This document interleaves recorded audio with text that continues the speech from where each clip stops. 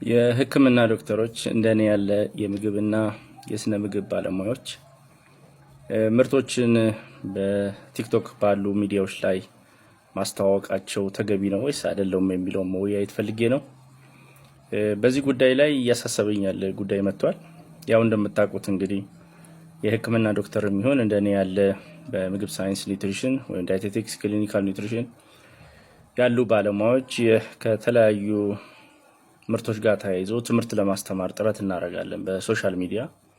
ይህን በምናደርግበት ጊዜ ከሚደርሱብን አንዱ ጫናዎች ውስጥ እኔም እየደረሰብኝ ካለው ጫናዎች ውስጥ አንዱ በምታስተዋውቃቸው የቲክቶክ ፕላትፎርሞች ላይ የእኛን ምርቶች ይዘህ አስተዋውቅልን በገንዘብ የሚሆን በተለያዩ ጉዳዮች ይባላልና ይሄን ነገር ለውይይት ክፍት ለማድረግ የፈለኩት እኛ ህብረተሰቡ የሰጠንን የሙያ እምነት የህክምና ዶክተሮች ይታመናሉ። እንደኔ ያለ የምግብና የስነ ምግብ ማዕከል በቆየንበት ህብረተሰቡ ከኛ ብዙ ይጠብቃልና ምርቶችን ለምሳሌ እኔ ተነስቼ ዛሬ አንድ ምርት ይሄ የሚባል ድርጅት የሚል ምርት ብሉ ጠጡ ብዬ ባስተዋውቅ ተገቢ ነው ወይ የሚለውን ታምኑበታላችሁ ብዬ ስል እኔ ተገቢ አይደለም ብዬ ነው ማስበው። እዚህ ጋር በምሰራቸው ቪዲዮዎች እኔ ማረገው እንደዚህ አይነት ኮንፍሊክት ኦፍ ኢንተረስቶች ከድርጅቶች ጋር ለማስወገድ ኤአይን በመጠቀም አንዳንድ የራሴንም ስም ዶክተር አሻግሬ እርጎ በማለት ወይ ሾላ ወይ ማማ ወይ እንትን ካልኩኝ ምርቱ ከዛ ካምፓኒ ጋር ማስታወቂያ ወይ እምነት ህብረተሰብ ያስጠፋብኛል ብዬ በማሰብ ኤአይን በመጠቀም አንዳንዴ ለትምህርቱ ብቻ የሚጠቅመውን ስለ እርጎ ይዘት ለማስረዳት ምስሉን በራሴ ኤአይ በመጠቀም ከስቼ ነው ማስተምረው። ግን ቲክቶክ ላይ እያየው ያለሁት ብዙ ባለሙያዎች እንደምታዩት ሙያችን ለጫና ለገንዘብ ማግኘት በጣም የተጋለጠ ነውና ሙያዊ ችሎታችንን ዴሞንስትሬት አድርገን ካሳየን በኋላ ብዙ የምግብ አምራቾች ወይም የመድኃኒት አምራቾች ምርታቸውን ለማስተዋወቅ በእኛ በባለሙያዎች በኩል ህብረተሰብን ለማሳመን በዛም በጣም ብዙ ጥረት ያደርጋሉ። ከራሴ ኤክስፒሪየንስ ማስታወሳችሁ የኢትዮጵያ የምግብና የስነ ምግብ ማህበር ነበረን ፎንሴ የሚባል በዚህ ውስጥ ፎንሴ ፕሮግራም ውስጥ አንድ የወተት ዱቄት ካምፓኒ ትልቅ ሚሊዮን ብር ሰጥቶ ማህበራችንን ለማገዝና ለማስተዋወቅ ጥረት አድርጓል። ግን ያ ምርት ላይ እኛ የምግብና የስነ ምግብ ባለሙያዎች የተስማማንበትና ወይ መርምረን አጥንተን ኢንዶርስመንት የሰጠነው ፕሮዳክት አይደለም እና ለዚህ ማህበር አንዱ ስጋት ሆኖ የነበረው በዛ ወቅት ውስጥ እኔ ፕሬዘንቴሽን አቀርብ ነበርና ከማቀርበው መድረክ ጀርባ የዚህ ካምፓኒ ግራና ቀኝ የዱቄት ወተት በግራና ቆኔ ቆሞ እኔ ፕሬዘንት አደርጋለሁ። ስለዚህ ይሄ ካምፓኒ ያን ያህል ብር የከፈለው በእኛ በምግብና ሳይንስ ምግብ ባለሙያዎች በዛ ቀን ያ ምርት እዛ በመተዋወቁ ምክንያት ምን ሊጠቀምበት አስቦ ነው? ምርቱንም እኛ ፈቅደን አይተነው የረዳነው ፋብሪካውን አይተን ጎብኝተን ማህበሩ ያደረገው ጥናት ባይኖርም በዛ ቀን ግን ፕሬዘንቴሽን በመካሄዱ ሰዎች ህብረተሰባችን ምን ብለው ያስባሉ?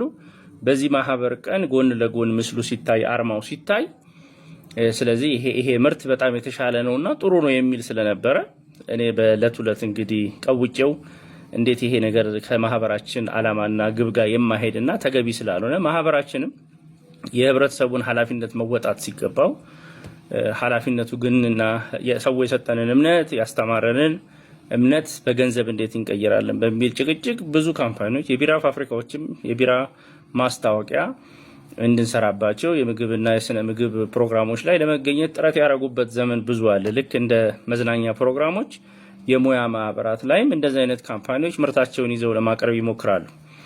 በሀገራችንም ብዙ ባየናቸው ብዙ ምርቶች ላይ ለምሳሌ ክኖር የመቀመሚያ በጣም ካዘንኩባቸውና ከመቀንጨር ጋር ተያይዞ መቀንጨርን ያስተካክላል የሚለው ሜሴጅ ሳይሆን ክኖር ግሪን ዋሽንግ የሚለው አረንጓዴ ምስል ስላለው እኔ ቀነጨርኩት የሚል አንድ ታዋቂ ማስታወቂያ የሚሰራበት ጉዳይ አለ። ግለሰባዊ ማድረግ ስለማልፈልግ ነው ስም አልጠቅሰው።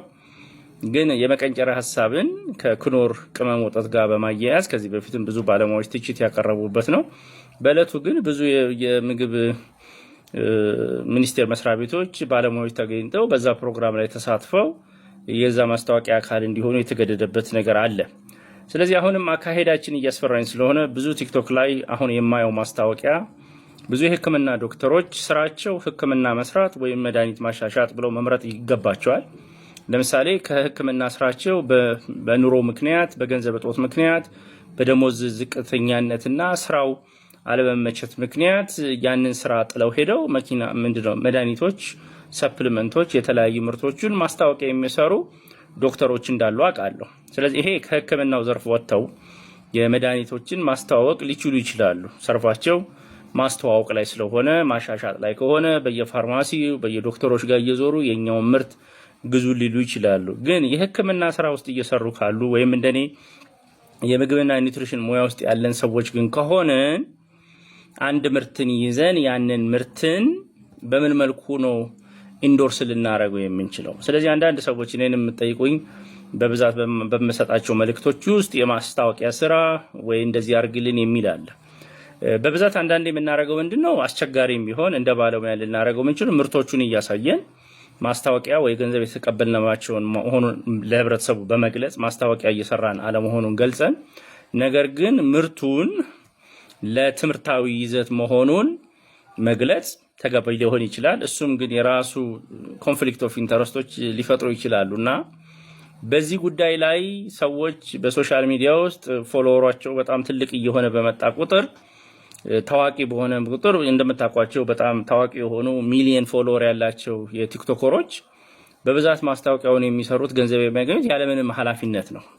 ማንኛውንም ምርት ቢያስተዋውቁ ባለሙያዎች አይደሉም። ስለዚህ ድርጅቱ በእነሱ ሊያስተዋውቅ ይችላል። ቲክቶከሮችም ገንዘብ ሊያገኙ ይችላሉ። ድርጅቱም ከዛ ማስታወቂያ ባላቸው ቪውና ፎሎወር ሊከተሉ ይችላሉ። እኛ ግን ለብዙ ዓመታት ከ8 ከ10 ከ20 ዓመት በኋላ ትምህርት ተምሮ ህብረተሰባችን አገራችን ካላት ገንዘብ ላይ አስተምራን እዚህ የደረሰን ሰዎች ኑሯችን በመንፈልገው ደረጃ እንኳን ባይሆንም የገንዘብ ማግኛ መንገዳችን ግን ይሄ ነው መሆን አለበት ብዬ አላስብምና በሁሉ ነገር ትክክል አይሆንም። የኢትዮጵያ የምግብና መድኃኒት ቁጥጥር ባለስልጣን ስለማስታወቂያ የህክምና ዶክተሮችን ምን ማድረግ እንዳለባቸው የሚጠቅስ ጥያቄዎች አሉና ለምሳሌ አንድ የህክምና ዶክተር ስለ ጫማ ማስታወቂያ ወይ ስለ ሽቶ ስራ ማስታወቅ ከፈለገች ማድረግ ያለባት በራሷ ጊዜ እንጂ በዶክተር ስምነቷ አይደለም።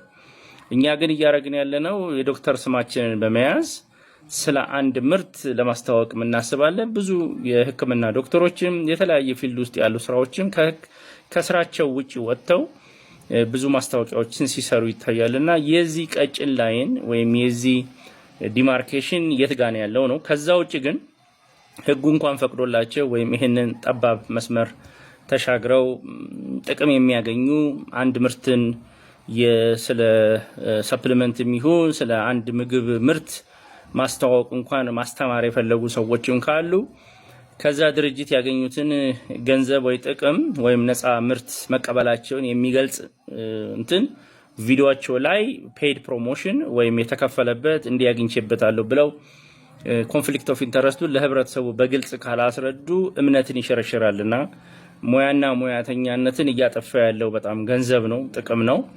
ስለዚህ አካሄድ እንዴት ታዩታላችሁ ነው። እኔ እያሳሰበኝ ስለሆነ በዚህ መቀጠል የለበትም ብዬ አስባለሁ። ይሄ በሙያተኞች ውስጥ ያለ ሲሆን ሌላኛው ደግሞ የተቸገርንበትና አሁንም ምርት ለመሻሻጥ የጤና ሙያ ወይም ህክምና ሙያ ወይም የምግብ ሳይንስ ሙያ ወይም የኒውትሪሽን ሙያ የሌላቸው ማንኛውም ነጋዴዎች የህክምና ምክር እየመከሯችሁ ለምሳሌ ለፀሐይ ብርሃን ቫይታሚን ዲ ያለበትን ድሮፕሌት ከኔ ሱቅ ግዙ ለማለት የምትፈልግ አንድ ነጋዴ ስለ ቫይታሚን ዲ ጥቅምና ሳይንስ ስታስተምረን ተገቢ ነው ወይ የሚለውንም መጠየቅ እፈልጋለሁ።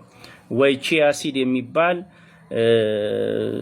ንጥረ ነገር ያለው ቦርጫችሁን ለመቀነስ ሲል ማስተዋወቅ ያለበት አንድ ሴት ያን ፕሮዳክቱን ለማስጠት እንደዚህ አይነት የጤና ክሌሞችን ወይም ትድናላችሁ፣ ትፈወሳላችሁ፣ ቦርጫችሁ ይቀንሳል የሚለውን እንዴት ሊፈቀድ ቻለ የሚለው በጣም እያሳሰበኝ፣ ከዛ ውጪ ደግሞ በጣም እያዘንኩበት ያለውት ሜዲካል ዶክተር እና የኒውትሪሽን ባለሙያዎች ሆነው ስለ ቺያ ሲድ እኛ በሳይንሱ ምንለው ጤናማ አመጋገብና ጤናማ ህክምናን መከታተል ነው። ስለዚህ አንድ ምግብ ወይም አንድ ነገር በጠቅላላ ሁሉም መፍትሄ ያመጣል ብለን አንመክርም። ግን በሚያሳዝናችሁ ሁኔታ የምግብ ሳይንስና የስነ ምግብ ሙያ የሌላቸው የህክምና ዶክተሮች ከስራቸው ውስጥም ውጪ ወጥተው ስለነዚህ አይነት ሰፕሊመንቶች ማስታወቂያ እየሰሩ ቺያ ሲድ ብትወስዱ ቦርጫችሁ ይቀንሳል የሚል የህክምና ዶክተር የደረስንበት ጊዜ ነውና ይሄ ነገር መስተካከል አለበት ብዬ አስባለሁ። ስለዚህ ለምሳሌ አንተ እንዴት ነው የምግብ ድርጅቶችን የምታማክረው ወይስ እንዴት ነው የምትረዳው? ድርጅቶችን የትኛው ምግብ እንድንጠቀም ትመክረናለህ ብትሉኝ መጀመሪያ ከነዚህ ድርጅቶች ጋር የስራ ውል በመዋዋል ኮንትራት በመዋዋል ድርጅቱን በመጎብኘት ያለበትን ክፍተት በማየት መስራት ያለበትን የመሰረታዊ የምግብ አመራረት ሂደት ተከትሎ እንዲሰራ በማድረግ የጥራት ማረጋገጫ ሰርቲፊኬት እንዲያገኝ በማድረግ ብዙ አመት ሰርቻለሁና እኔ ዶክተር አሻግሬ ዘውዱ የምታወቀው በብዛት የራሴ የማማከር ድርጅት አለኝ። ዩኒቨርሳል ፉል ኮንሰልቲንግ ሰርቪስስ ይባላል። ስለዚህ እዚህ ድርጅት ውስጥ ግን ምን አደረገው እዚህ እንግዲህ እኔ ቲክቶክ ፔጅ ውስጥ የመጣሁት ሰዎች ስለኔ ያውቀው በመሰጣቸው ሜሴጅና ምክር አገራችን ውስጥ ያለው ምርታማነት፣ ጤና፣ ደህንነትና አቀራረብ እንዲስተካከል ለማድረግ ነው። ከዛ ውጭ ግን ያለፈ እዚህ ያሉት ምርቶች ለማስተዋወቅ ወይም ለመንገር ወይም ኢንዶርስ ለማድረግ ድፍረት አለኝና ብሉ ጠጡ ብሎ ለመምከር መጀመሪያ በኔ የሙያ እይታ ውስጥና አገልግሎት ውስጥ ማለፍ አለበት ማለት ነው። ስለዚህ ነው ባለኝ የ20 ዓመት ልምድ ስራዎች ውስጥ መጀመሪያ የምግብ ኢንዱስትሪውን እጎበኛለሁ።